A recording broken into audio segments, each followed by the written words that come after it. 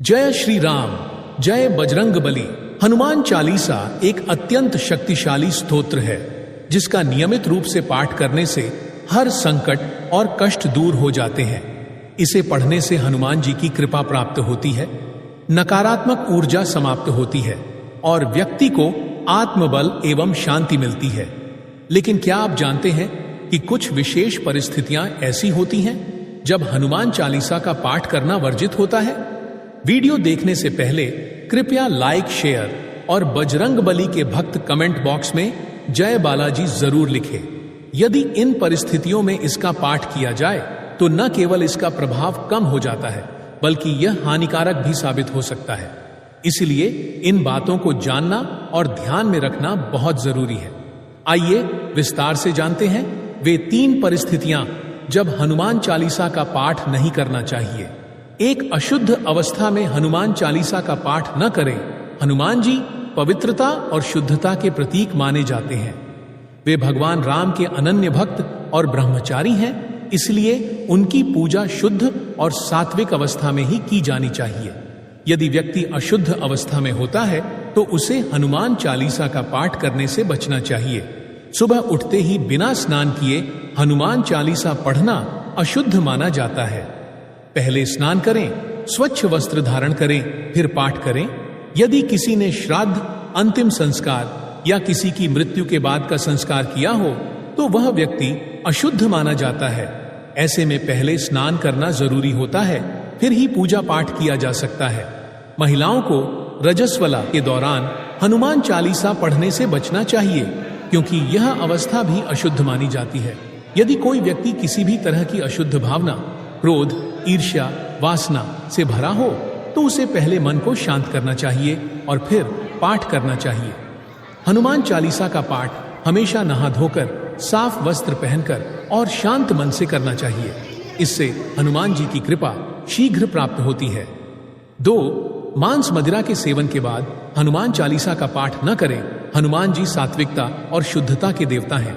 वे पूर्णतः ब्रह्मचारी और तपस्वी हैं, इसलिए उनकी पूजा करते समय व्यक्ति का तन और मन दोनों शुद्ध होना चाहिए। यदि आपने मांसाहार, मांस, मछली, अंडा या शराब, सिगरेट, तंबाकू आदि का सेवन किया हो तो हनुमान चालीसा का पाठ तुरंत न करें। किसी भी प्रकार की नशीली वस्तु का सेवन करने के बाद व्यक्ति का मानसिक संतुलन और चेतना प्रभावित होती है। ऐसे में किया गया पाठ निष्फल हो सकता है। यदि कोई व्यक्ति गुस्से, नकारात्मकता, क्रोध या ईर्ष्या से भरा हो और वह हनुमान चालीसा पढ़े तो इसका प्रभाव कम हो सकता है। 3 आधी रात 12 से 3 बजे के बीच हनुमान चालीसा न पढ़ें। रात्रि 12 से 3 बजे का समय नकारात्मक ऊर्जाओं का समय माना जाता है। इस समय तांत्रिक शक्तियां, भूत प्रेत, नकारात्मक ऊर्जा आदि सक्रिय होती हैं।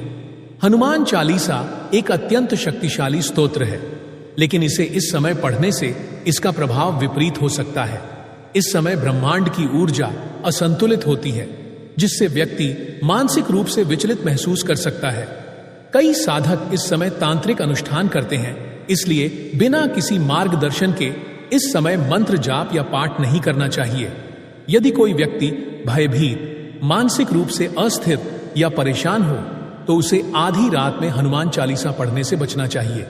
हनुमान चालीसा पढ़ने का सबसे उत्तम समय ब्रह्म मुहूर्त सुबह 3 से 6 बजे और संध्या काल शाम 6 से 7 बजे, 8 बजे होता है। इस समय किए गए पाठ से हनुमान जी की कृपा शीघ्र प्राप्त होती है और सभी बाधाएं दूर हो जाती हैं। अगर आप हनुमान जी की सच्चे मन और पूरी श्रद्धा से भक्ति करेंगे तो वे आपको अवश्य आशीर्वाद देंगे। लेकिन ध्यान रखें कि इन हनुमान चालीसा का पाठ सही समय और पूरी श्रद्धा के साथ करने से ही हनुमान जी का आशीर्वाद प्राप्त होता है और जीवन के सभी संकट दूर हो जाते हैं।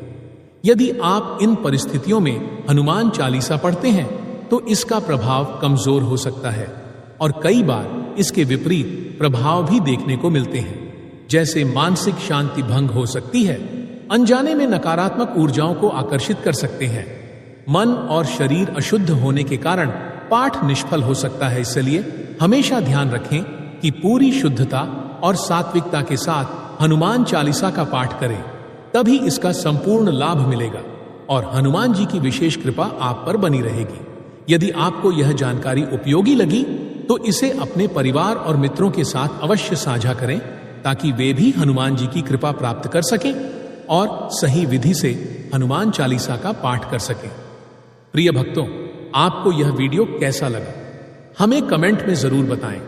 अगर आप हनुमान जी महाराज के सच्चे भक्त हैं, उनका प्रेम, आशीर्वाद और कृपा पाना चाहते हैं और चाहते हैं कि हनुमान जी का आपके घर में वास हो, तो जल्दी से इस वीडियो को लाइक करें और आपके अपने YouTube चैनल बालाजी सरकार को सब्सक्राइब करें। साथ ही कमेंट बॉक्स में जय हनुमान जी महाराज जरूर लिखें। जय श्री राम, जय बजरंग बली।